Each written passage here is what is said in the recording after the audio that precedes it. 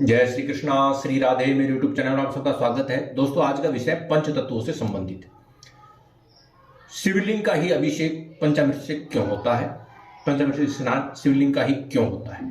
क्या कोई ऐसा मंत्र भी है जो आपके पंच तत्वों को बैलेंस कर दे, संतुलित कर दे? तो शिवलिंग जो है, शिवलिंग के अंदर पांचों तत्व विद्यमान रहते हैं: आकाश, वायु, अग्नि, पृथ्वी, जल। तो शिवलिंग का ही अभिषेक या रुद्राभिषेक अगर हम बोले तो पंचामृत से शिवलिंग का ही होता है, क्योंकि पांचों के पांचों तत्व शिवलिंग के अंदर विराजमान रहते हैं। शिवलिंग के ऊपर जल चढ़ाने से या अभिषेक करने से गणेश जी, कार्तिकेय जी, माता पार्वती, नंदी जी, इनका जो शिव परिवार है वो पूरा का पूरा परिवार शिवलिंग के अंदर ही विराजमान रहता है। तो आप खाली अगर शिवलिंग का भी अभिषेक करें या जल चढ़ाएं तो आपको पूरे शिव परिवार को स्नान करने का फल प्राप्त होता है। अब पंच तत्व आपके शरीर, अगर पंच तत्व बैलेंस नहीं है तो आपका शरीर भी सही नहीं रहेगा।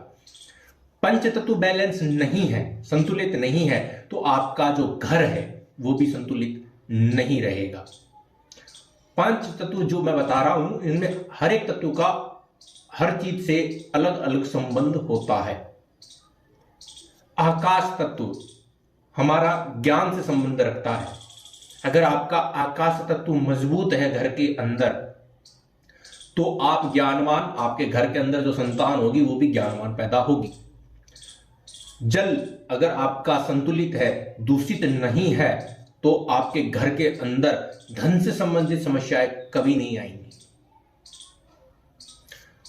अग्नि तत्व से संबंधित यदि अग्नि तत्व दूषित नहीं है तो आपके घर के अंदर बीमारियां नहीं आएंगी।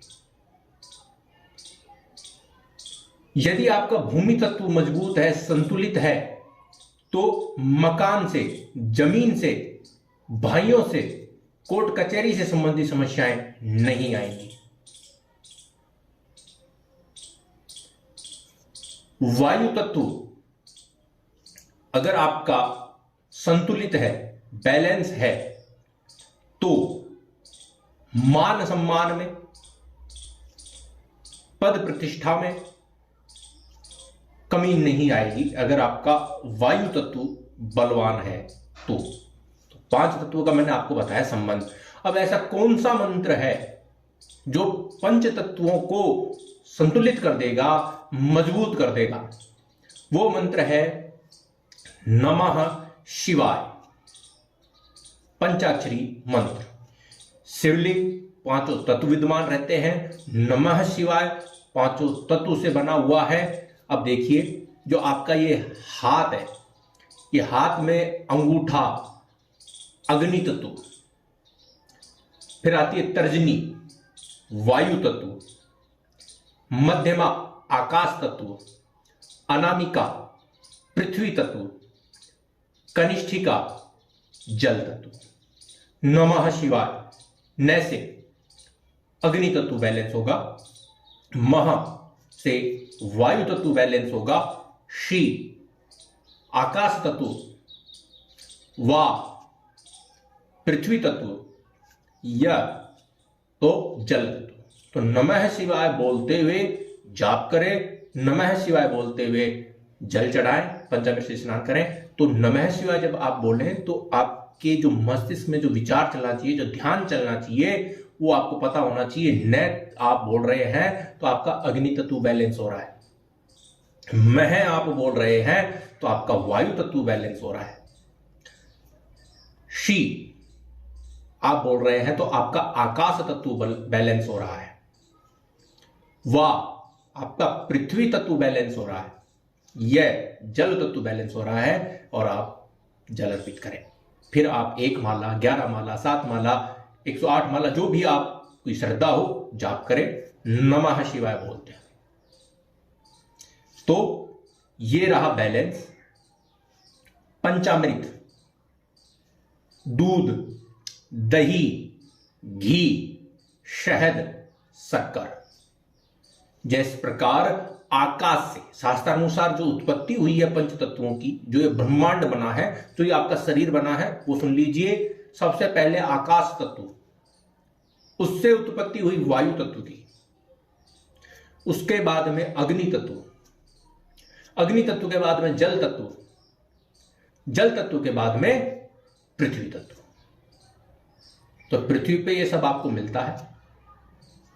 पृथ्वी तत्व आने के बाद में औषधि उत्पन्न हुई इन तत्वों से, औषधि से अन्न उत्पन्न हुआ, अन्न उत्पन्न होने के बाद में वीर्य उत्पन्न हुआ और वीर्य से पुरुष व्यक्ति उत्पन्न हुए। तो ये क्रम था।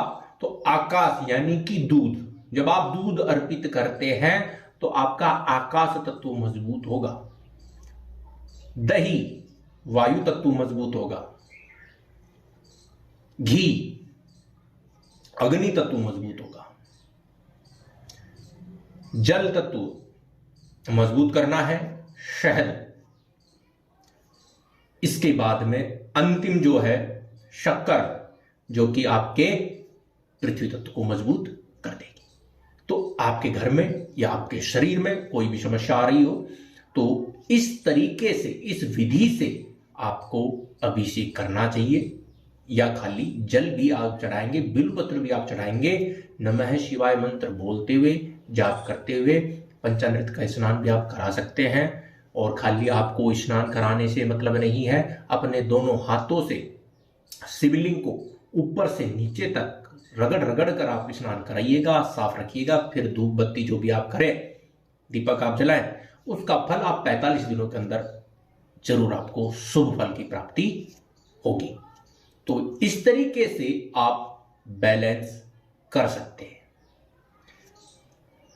पंचामृत से जब आप स्नान कराएं तो जो पंचामृत जलेरी से जड़ता है, गिरता है, तो आप उसको इकट्ठा करके आपके परिवार में यदि किसी के जोड़ों में दर्द हो, शारीरिक व्याधियां हो, तो आप उसको नियमित पिलाना शुरू कर दीजिएगा।